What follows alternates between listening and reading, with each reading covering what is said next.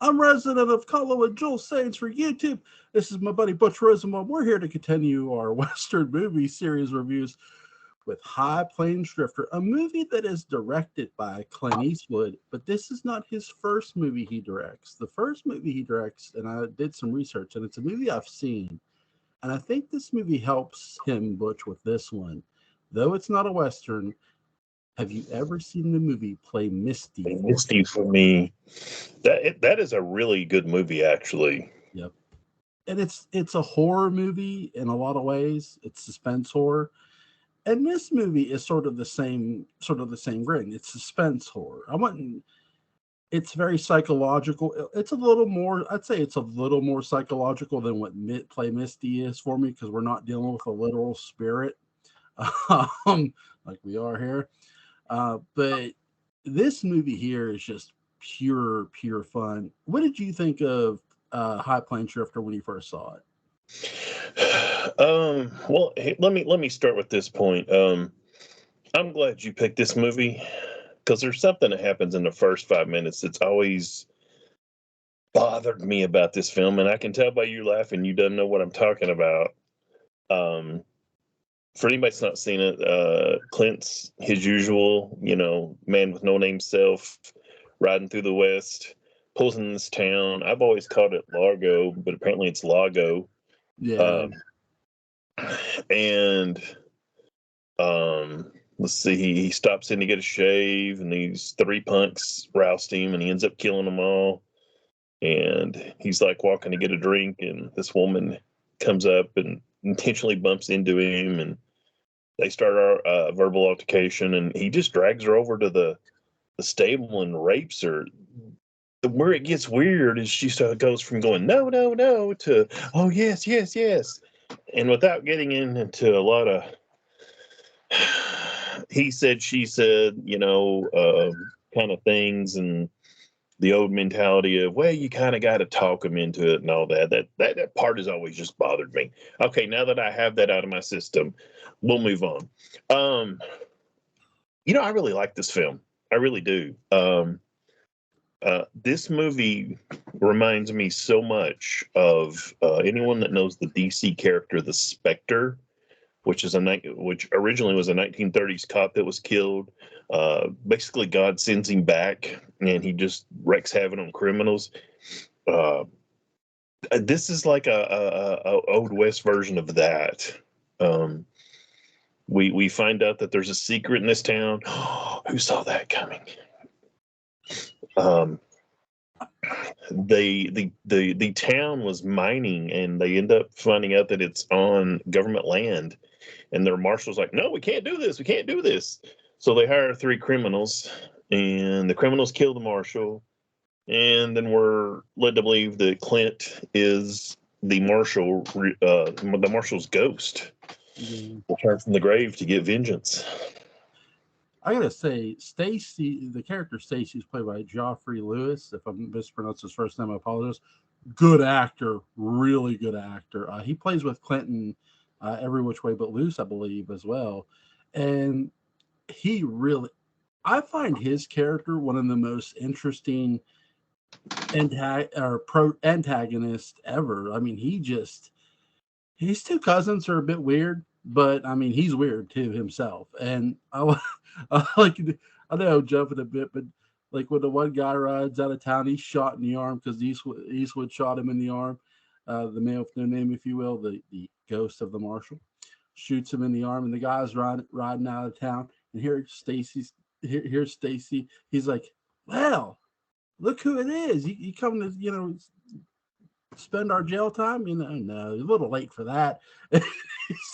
Like, he's a smart ass. I like it. As far as I know, it's pronounced Jeffrey. But what's funny, he spells it Geoffrey. I've always pronounced that Goffrey in my head just to differentiate in my head, so I keep it straight. But yeah, I love him. He plays such a great bad guy in this film. Um, I guess the problem, if you will, is there a good guy in this film? Maybe the hotel keeper's wife. Maybe Well, the little man, little person. I think the one person who wasn't there all those years ago is our little midget friend who gets made the marshal. He's the one because he's the only person who sees a flashback of what happens, and it's literally out of nowhere. And it's like, wait, why is he seeing it? Like, because you could tell that's what it is. They showed the scene briefly early on before this, before he gets he goes underneath the porch of the one of the, I think it's the saloon. Yeah, I And think it is too. he's laying there, and all of a sudden you see like the men with the whips. I'm like, wait, they didn't get to town that fast. There's no way. And then they're hit, and all you get, it's a flashback. But then it's like, well, wait a second, why is he seeing this? And then you're sort of thinking, well, wait a second, Eastwood's character, who's the one person he's sort of not being a dick to? And it's that guy. Um, and he's touched him most, other than what he did to that girl in the barn. But that's another matter. Um, That's a the, different kind of touching. yeah, that I'll get into here in a little bit to retort on my buddy's Butch's thoughts. But it's really weird. I found that scene really strange when I first saw this movie all the years ago when I was a kid.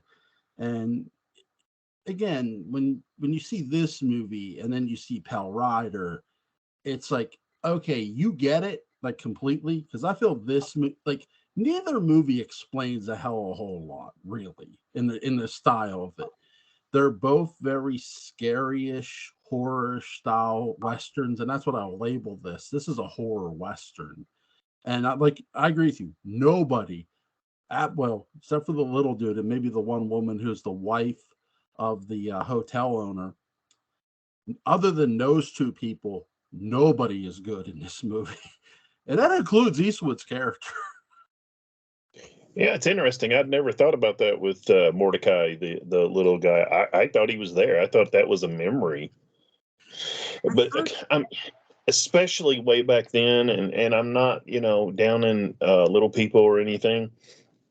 I mean, there's 10, 12 full size men there and three criminals, and there's not really anything he could have done other than maybe gone out and got killed himself. So, it's really at first when I saw this said it, I'm thinking, wait, he's just remembering it. But when you first see the flashback in the guy's dream, who's the one person you don't see in that dream? You don't see Mordecai, which I found interesting. And then Mordecai is seeing it, and he's not just shocked, but he's revolted by it. He's in tears, like he's never seen anything like that before. And I think Mordecai, after that moment, is the first person to come to the realization who the stranger really is. And it's a really good scene, and it doesn't ruin the movie either, because it's not like Mordecai has a lot of lines, and when he talks he just says, yes, captain. He keeps calling him captain, which you just assume is like a military thing, but it's like, no, there's he's calling him captain of a sign of respect.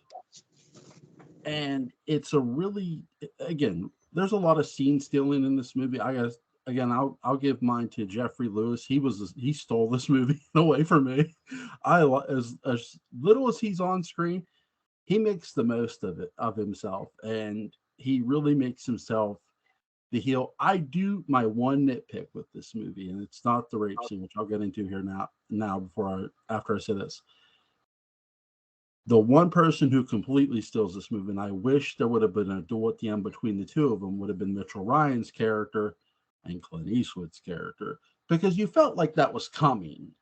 And that's the one thing I'm a bit disappointed in. Not just because I'm a Dark Shadows mark, I'll admit to my fandom, but because it just when every time I watch this movie, and when I bought it on DVD and I watch it like twice a day now, it's like, yeah, I can sort of see like it felt like there was something coming between these two, like a duel or something, but that doesn't happen.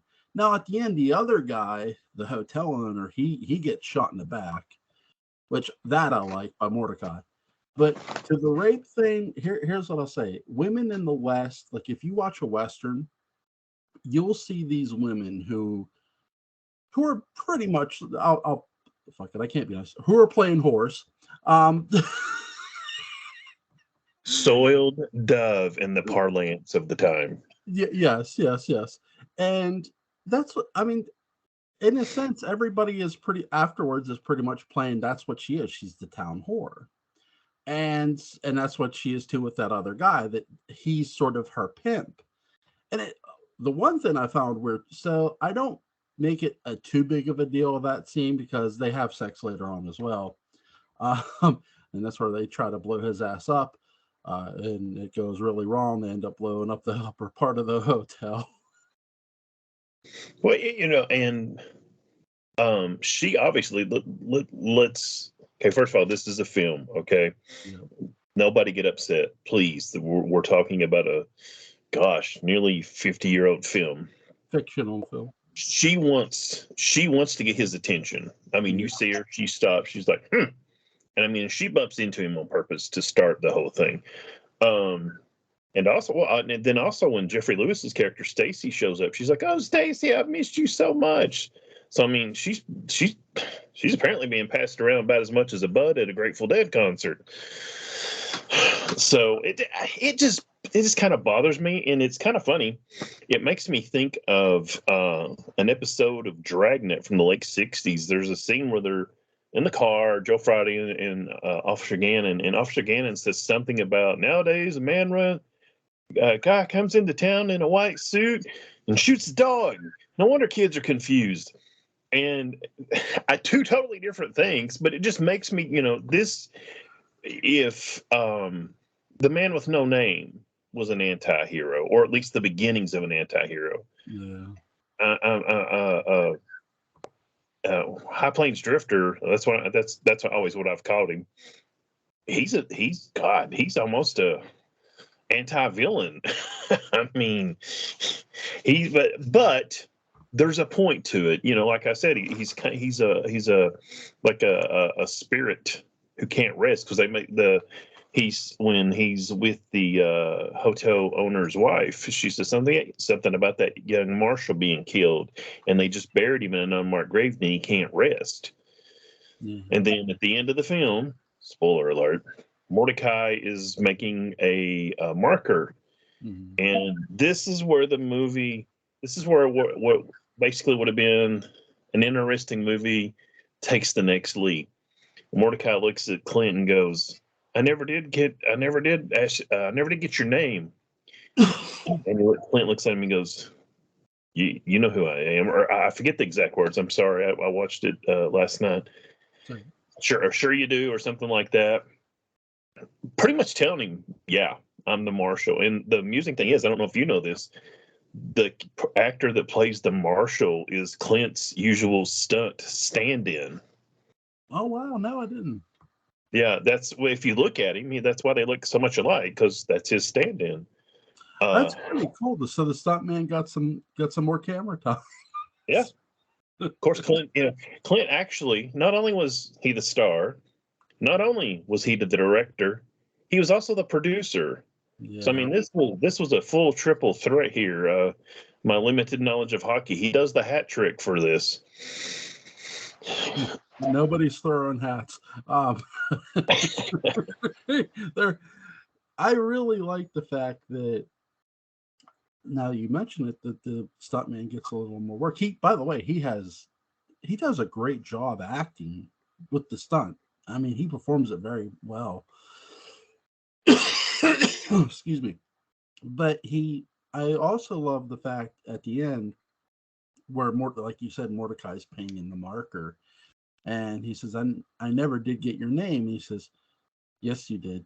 You know it." And he leaves, and you turn when the camera turns, you see the marshal's name, and it's like, oh shit, and it's still an oh shit moment because how the ghost acted really toward the town people. I mean, he literally did not give a shit. I mean, about But a there lot of wasn't many people there to give a shit about. right.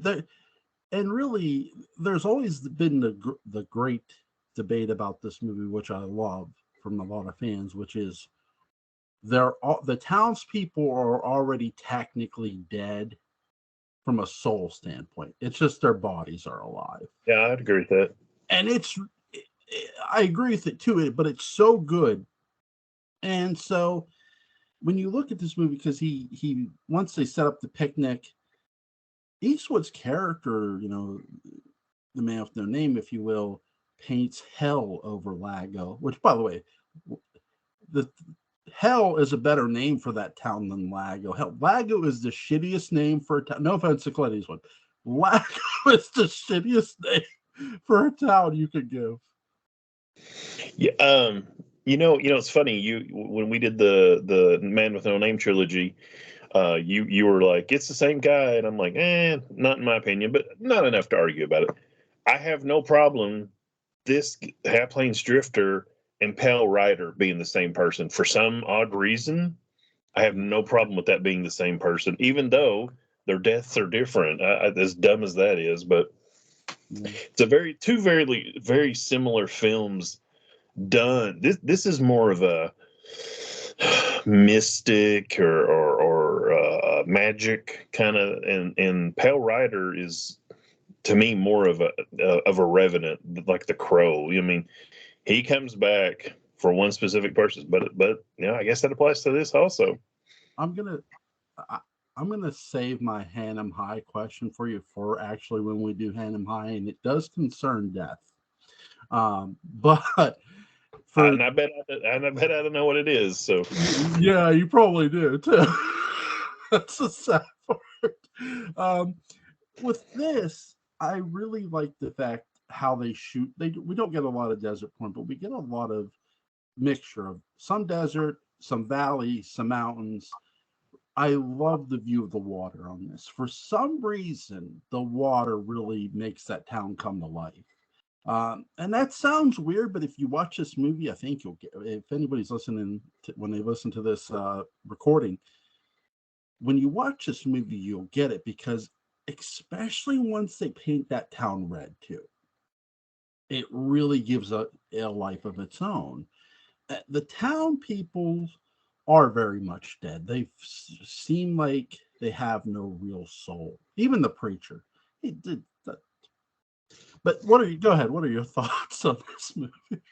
yeah, I agree with what you're saying about the lake. It was filmed at Mono Lake in California, and Clint went and they actually built that town, and not just facades. I'm presuming it was built kind of Hollywoodish, so we can get a camera in here and that kind of stuff.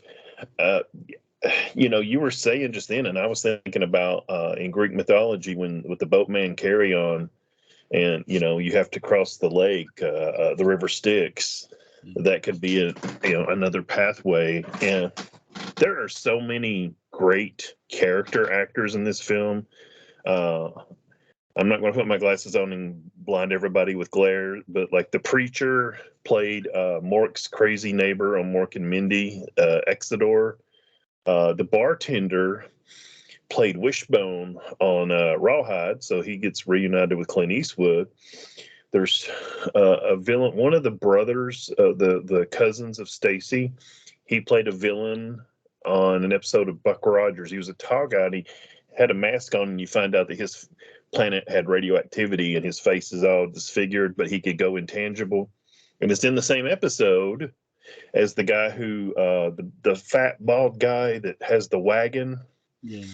He's in that same episode of Buck Rogers, also playing a bad guy. And we mentioned Jeffrey Lewis, and there's a lot of.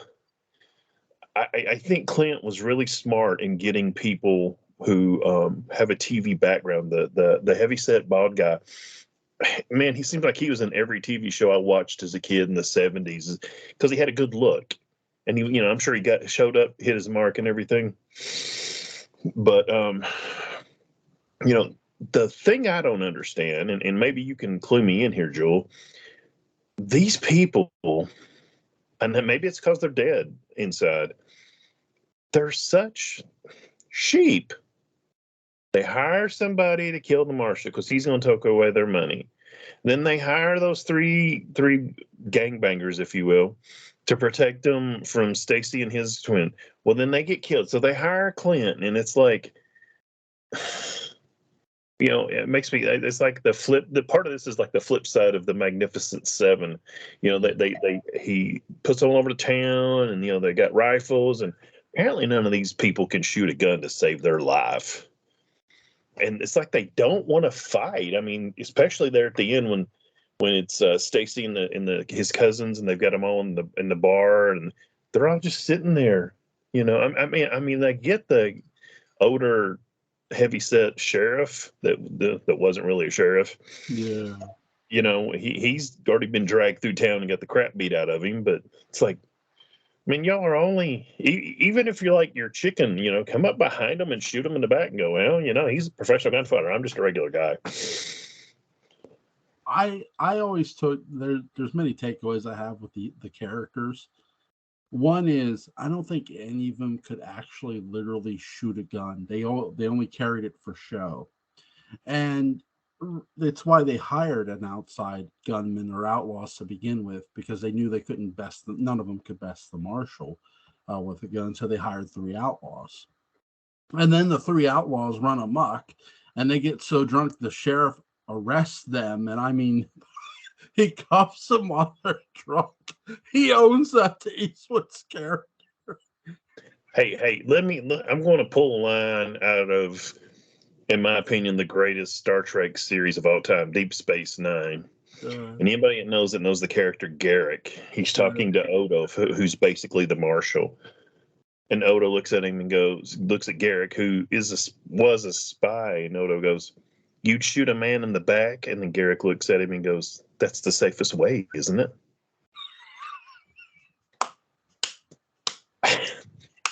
I know there's a thing. I mean, we do westerns most of the time, and it's mano a mano, or John Wayne and Clint Eastwood staring each other down at high noon on the main street, and all that. But by the same token, at the end of the day, if the other guy's dead, it's like, well, you can always just go, well, he turned and ran. Your wife knows you double as a bounty hunter in real life, right? Cool. As they used to say, ask me no questions and I'll tell you no lies. There you go. No, but for the characters, I like the fact that once they send them to jail and you get that confession, it's like that's really good. But with the other characters, when they're practicing the shooting with these dummies and they're the wagons going through town, like they're hitting the wagon. They're hitting the goddamn wagon. They're not hitting the dummies. And it's like, these people can't shoot worth shit. They're basically all a bunch of Barnabases. I mean, I think they went to the School of Academy of Barnabas Collins, and they didn't know how to shoot. Where the Collinsport Police Department in Dark Shadows went to the School of the Shadow, and they damn sure know how to shoot. Just ask Willie Loomis and all his holes that were in him, and none hit the window. But you literally have people who just cannot shoot a gun. I guarantee you, if that guy would have shot that double barrel shotgun, I guarantee you it would have been a misfire because they can't shoot. Or he would have killed the horses. Yeah, or you're right, or he would have killed the horses. His aim would have been bad. So the reason I laughed just then when you were talking about the wagon going through town and they can't hit squat, the heavy set bald guy that I was talking about comes up behind Clint, and Clint's standing there drinking a beer, does not care. And that's the thing about Clint westerns. His character does not care. And he walks up and he says, the heavyset bald guy goes, "I don't recall giving my wagon to be shot to hell for these idiots." Yeah. And Clint says something like, basically, "I don't care." And again, he's standing behind Clint and he starts to pull a knife out, and Clint, without even turning around, just you still got the beer right next to him. He's like, "You're going to look awful stupid with that knife shoved up your ass." And the guy just he's like, "Oh gosh," he just puts the knife in. And I think that's when he pulls out the gun and shoots the heads off the dummies in the wagon. Anyway, and he turns back around and he kind of looks at the heavyset bald guy. You're still here? And they're like, no, I was just leaving. I was just like, but I love that. You gonna look awful stupid with that knife shoved up your ass. It's one of the best lines in this movie too. But the townspeople, they don't know how to defend themselves because they've never literally killed a man, but they'll hire somebody to kill somebody. Yeah, Basically, that's okay. We yeah. now kill it on our own. Whoa, now. Well, you've mentioned this before too with another character. We did a movie called El Dorado, if everybody remembers. Great movie, and it has a MacGuffin in it. Well, these characters are a bunch of MacGuffins. They're not necessarily they're a part of the plot, but they're also here to move the plot along as well. They're And not truthfully, that's about it. yeah, they're for the main focus is Stacy and his cousins and once they get out of jail, they become a focus of the movie.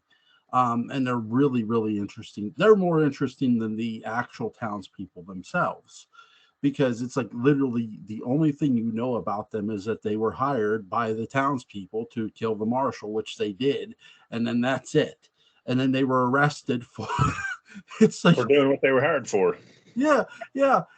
I like when my favorite part in this movie is the release from jail, and they're like, "Where's our horses? What do you think you've been eating for the?" Like, nuts. I'm like, and I love Stacy's like, "Yeah, we haven't been eating our horses. They stole them. They stole them. God damn it!"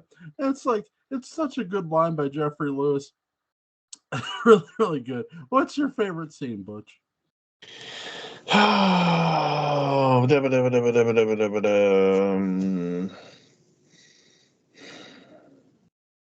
probably the whole bit about the wagon and how they can't hit squat, and you're gonna look pretty stupid with that knife shoved up your ass. I mean, there's a lot of good scenes in this. You're right. The three bad guys are much more interesting. I'll say most of the townspeople. Interestingly enough, the only townspeople that are there's three interesting townspeople, and none of them are men. Well, none of them are regular men, if you will. It's the town whore, Yeah. the hotel keeper's wife, and Mordecai, the little man. They're so much more interesting, and they're better people. I mean, the others. I mean, it's like you could kill them, and this movie would not suffer one bit. Yeah, Mitchell Ryan's character, if he had actually been more of a bit of a bad guy in this movie, I like his character for the most part because he's a shrewd businessman, is what he is. And I mean, it's nothing. But here's the thing: Mitchell Ryan has played a shrewd businessman before. It's called Burt Devlin.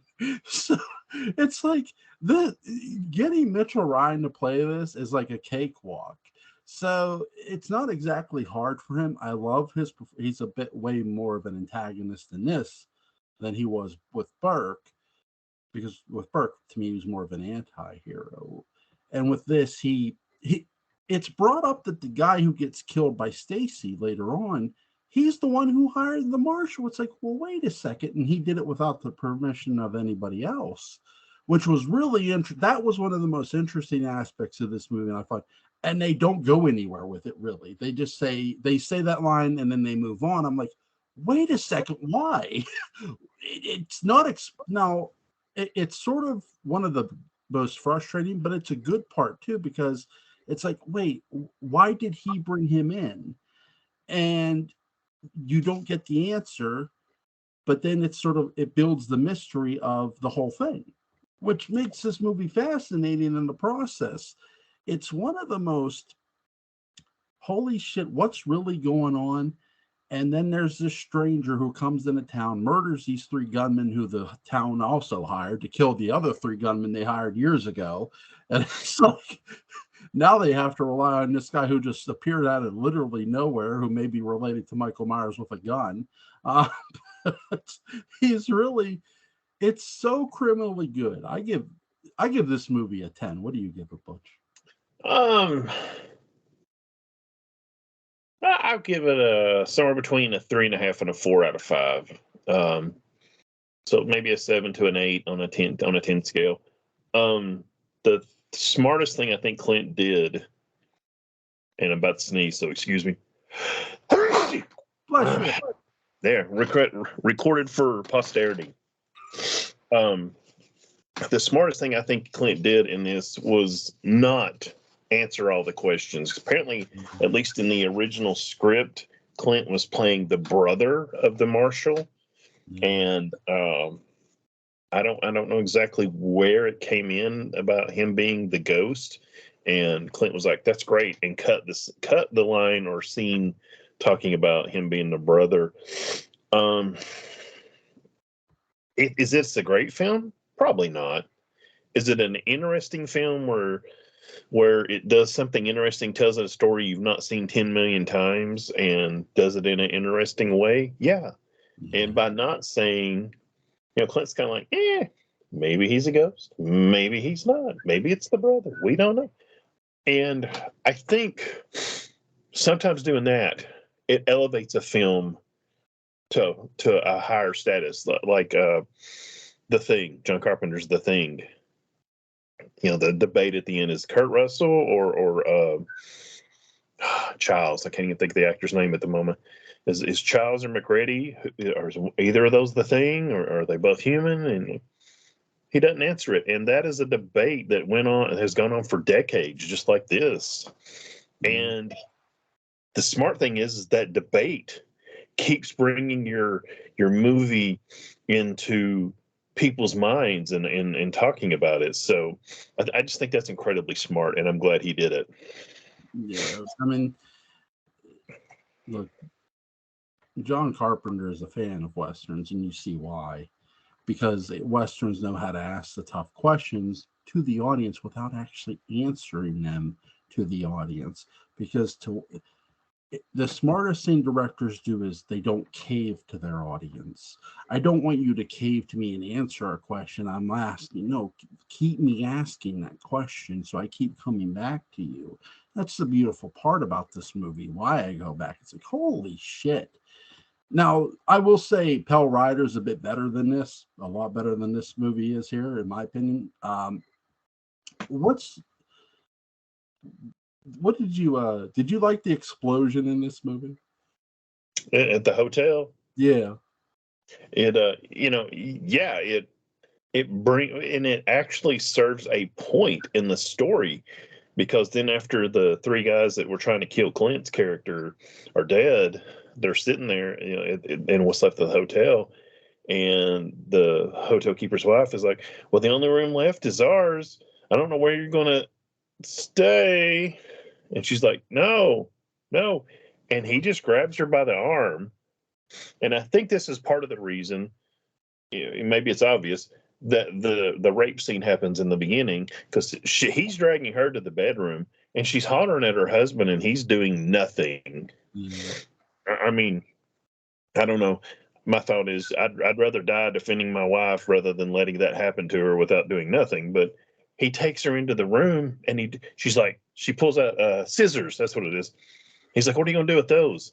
And she's like, "I want to defend myself." And he's basically like, "Well, good. You won't need them." Basically, he wants to talk to her. Yeah, he's just laying there chilling. She's like, he's like, don't flatter yourself. And she tries to step it. And he stops her. And there's a kiss. It's like, it's one of the good funny moments of literally High Plains Drifter that you could sort of laugh at, because it's not a really big tense moment. But the scene they have the following morning is really criminally good. Uh, And that's when she talks about the marshal not being able to rest. yeah. And he just he tells her like people, something about people do something to themselves, and it's like it's true what he's saying. And I love how he just leaves. He just, when he knows they're coming, like Stacy, here they come, he gets on his horse and leaves. Basically he's letting them fend for themselves. And I love how Stacy's men, they shoot the one guy off the roof, off the church roof, and he falls down, and he hits something, and he hits the ground. Um, it's just funny to me, but the night scenes are. I love how the night scenes are done in this because they're really creepy. Even before Especially you with get, the fire in the background. yeah, it it reminded me of Hunt Showdown when they had the fire maps and you had a night mission. There's this fire and it's still dark. You can't see shit. It's so criminally underrated how great the cinematography was in this movie from that perspective. Because that moment right there, so I could see John Carpenter shooting something like that. Yeah, you can almost imagine uh, in the film, Clint throws a whip in and wraps around one of the cousin's neck and pulls him out and ends up whipping him to death like that was done to him. If somebody made a film where they splice in Michael Myers walking in instead of the whip, it's not out of place. No, it's not. Other than the fact, this is like 150 years before Michael Myers, but it's that kind of feel. You're like, you're sitting there watching this, and you're just like, this is a film. This is one of the films, along with like Butch Cassidy and the Sundance Kid, The Wild Bunch. Uh, this starts to elevate the storytelling and what a western is. We all enjoyed talking about Rio Bravo before. I think it was last week.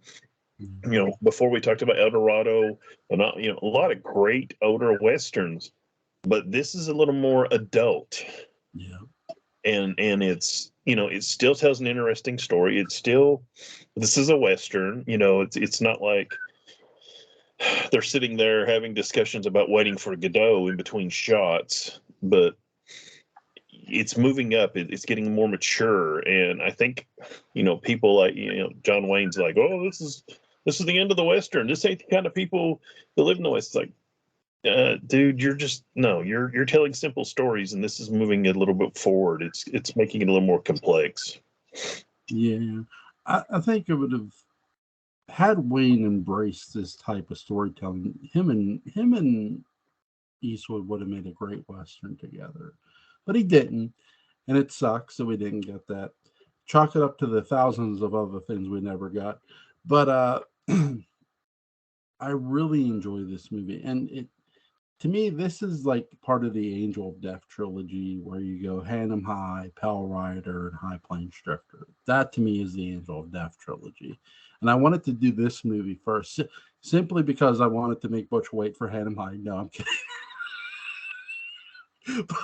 but I've actually got more questions about Hannum High than I do this movie. This movie, not so much questions, more what I wanted to get your perspective on too, of how the fact that they were able to build a town and not have to really film on a back lot, it was so cool, right?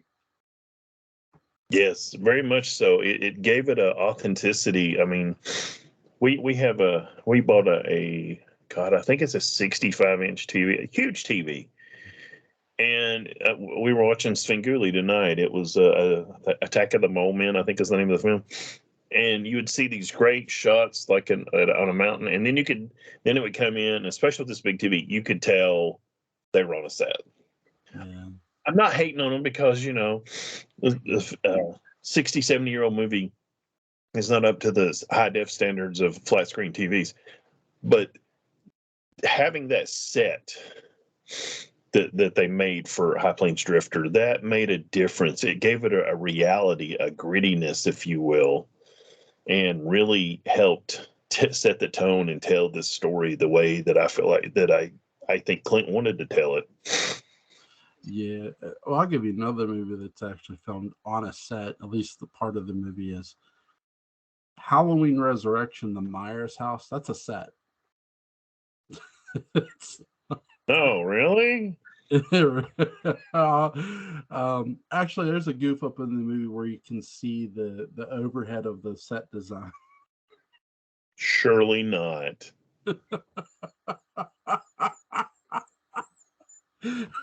I have love for Halloween Resurrection. I know a lot don't.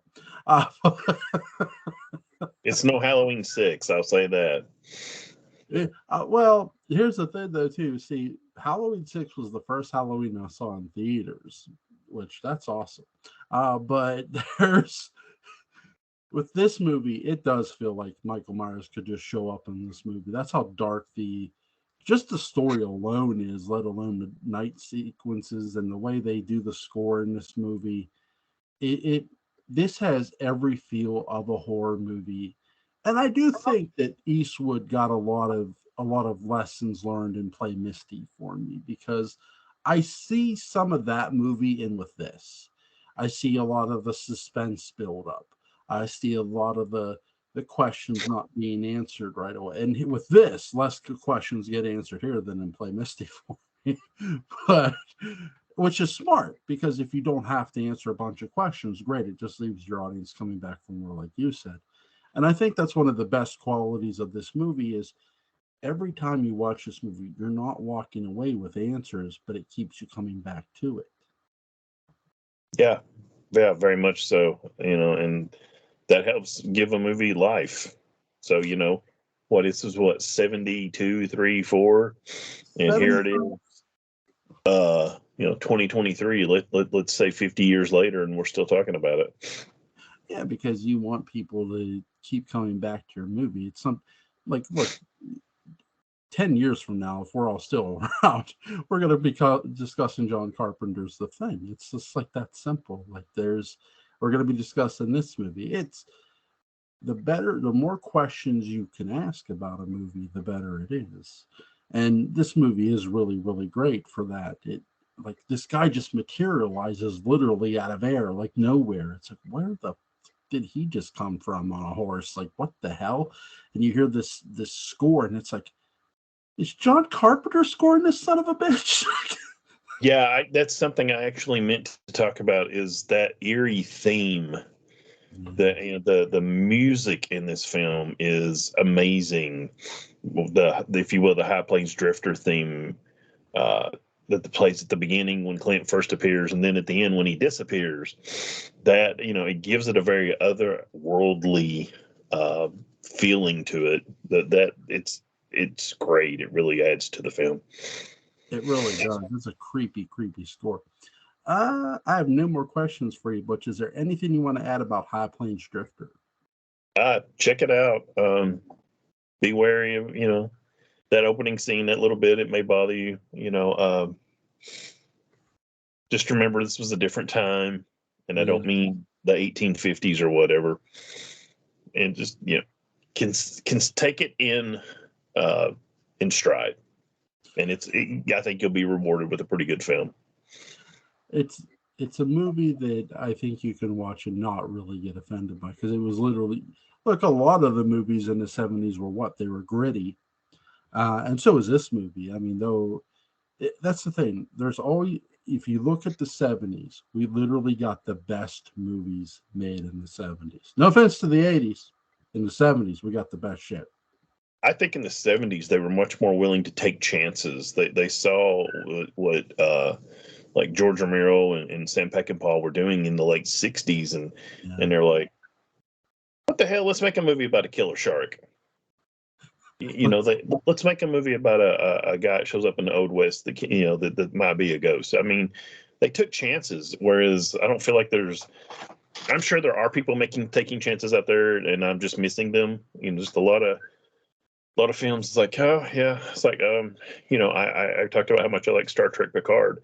The wrap up to me was very paint by numbers, and I was just like, yeah, yeah, this is gonna happen, that's gonna happen, this is gonna happen, that's gonna happen. Yeah, that pretty much all happened. It's like, take a chance every now and then.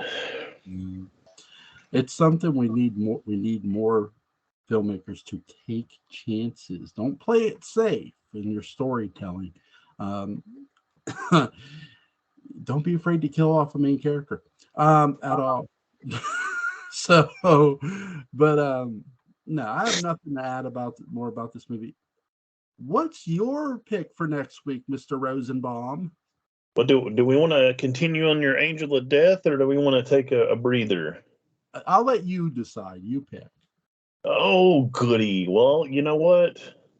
After we do your Angel of Death trilogy, we're going to start the Magnificent Seven. So let's get to the Angel of Death. For my dad, we're going to do Hang 'em High, and I'll explain that a little bit more next week. I've got lots of questions about that movie. It, it involves the Grim Reaper. I mean Clint Eastwood. I mean what? No, Same thing in westerns. yeah, pretty much. For Butch, first of all, thank you, Butch, for always joining me, buddy. I have a lot of fun with these.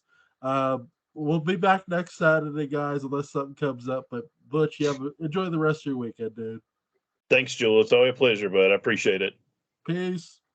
Word.